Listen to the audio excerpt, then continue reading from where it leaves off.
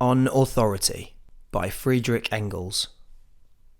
A number of socialists have latterly launched a regular crusade against what they call the principle of authority. It suffices to tell them that this or that act is authoritarian for it to be condemned. This summary mode of procedure is being abused to such an extent that it has become necessary to look into the matter somewhat more closely. Authority, in the sense in which the word is used here, means the imposition of the will of another upon ours. On the other hand, authority presupposes subordination.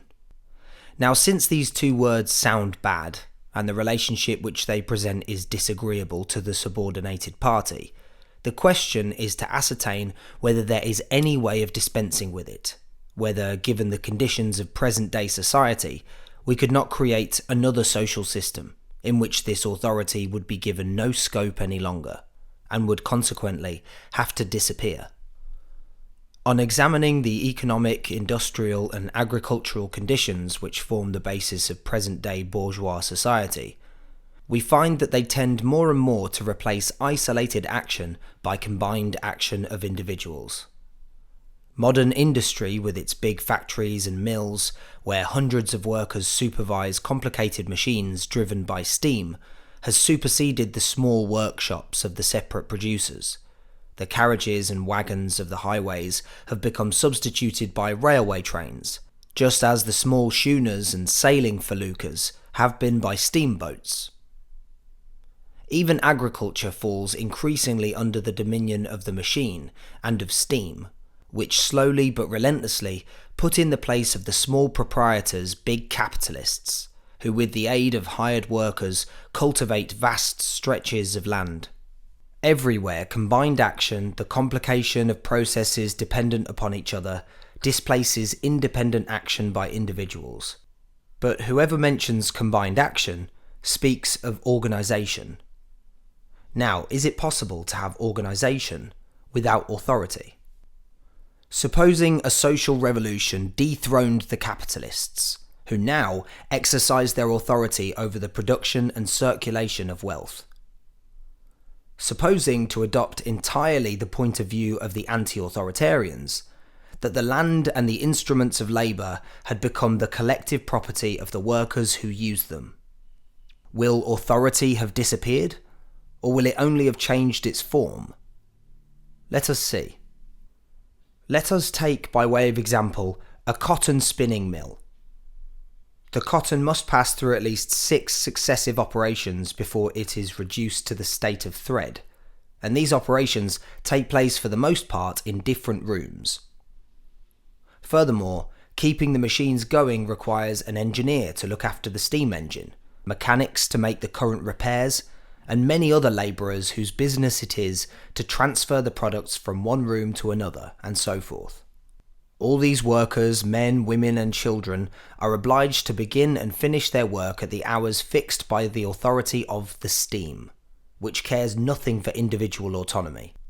The workers must, therefore, first come to an understanding on the hours of work, and these hours, once they are fixed, must be observed by all, without any exception. Thereafter, particular questions arise in each room and at every moment concerning the mode of production, distribution of material, etc., which must be settled by decision of a delegate placed at the head of each branch of labour, or, if possible, by a majority vote. The will of the single individual will always have to subordinate itself, which means that questions are settled in an authoritarian way. The automatic machinery of the big factory is much more despotic than the small capitalists who employ workers ever have been. The automatic machinery of the big factory is much more despotic than the small capitalists who employ workers ever have been.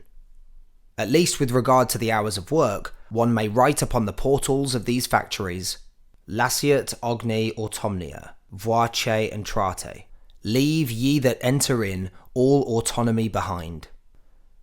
If man, by dint of his knowledge and inventive genius, has subdued the forces of nature, the latter avenge themselves upon him by subjecting him, insofar as he employs them, to a veritable despotism independent of all social organisation. Wanting to abolish authority in large-scale industry is tantamount to wanting to abolish industry itself, to destroy the power loom in order to return to the spinning wheel. Let us take another example, the railway. Here too, the cooperation of an infinite number of individuals is absolutely necessary, and this cooperation must be practiced during precisely fixed hours so that no accidents may happen. Here too, the first condition of the job is a dominant will that settles all subordinate questions, whether this will is represented by a single delegate or a committee charged with the execution of the resolutions of the majority of persona interested. In either case, there is a very pronounced authority. Moreover, what would happen to the first train dispatched if the authority of the railway employees over the honourable passengers were abolished? But the necessity of authority, and of imperious authority at that, will nowhere be found more evident than on board a ship on the high seas. There, in times of danger, the lives of all depend on the instantaneous and absolute obedience of all to the will of one. When I submitted arguments like these to the most rabid anti-authoritarians, the only answer they were able to give me was the following: yes, that's true, but there it is not the case of authority which we confer on our delegates, but of a commission entrusted. These gentlemen think that when they have changed the names of things, they have changed the things themselves. This is how these profound thinkers mock at the whole world. We have thus seen that, on the one hand, a certain authority, no matter how delegated, and on the other hand, a certain subordination, are things which, independently of all social organisation, are imposed upon us together with the material conditions under which we produce and make products circulate. We have seen, besides, that the material conditions of production and circulation inevitably develop with large-scale industry and large-scale agriculture, and increasingly tend to enlarge the scope of this authority. Hence, it is absurd to speak of the principle of authority as being absolutely evil, and of the principle of autonomy as being absolutely good. Authority and autonomy are relative things whose spheres vary with the various phases of the development of society. If the autonomists confined themselves to saying that the social organisation of the future would restrict authority solely to the limits within which the conditions of production render it inevitable, we could understand each other. But they are blind to all facts that make the thing necessary, and they passionately fight the world.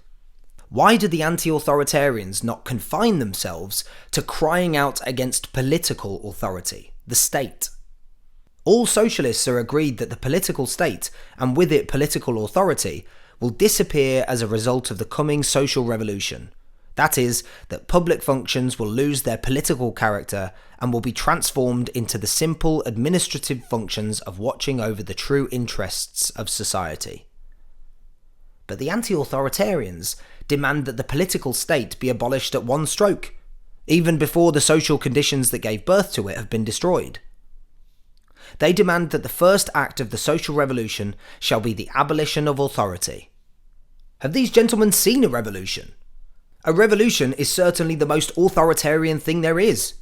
It is the act whereby one part of the population imposes its will upon the other part by means of rifles, bayonets, and cannon. Authoritarian means, if such there be at all. And if the victorious party does not want to have fought in vain, it must maintain this rule by means of the terror which its arms inspire in the reactionists. Would the Paris Commune have lasted a single day if it had not made use of this authority of the armed people against the bourgeois? Should we not, on the contrary, reproach it for not having used it freely enough? Therefore, either one of two things. Either the anti-authoritarians don't know what they're talking about, in which case they are creating nothing but confusion, or they do know, and in that case they are betraying the movement of the proletariat. In either case, they serve the reaction.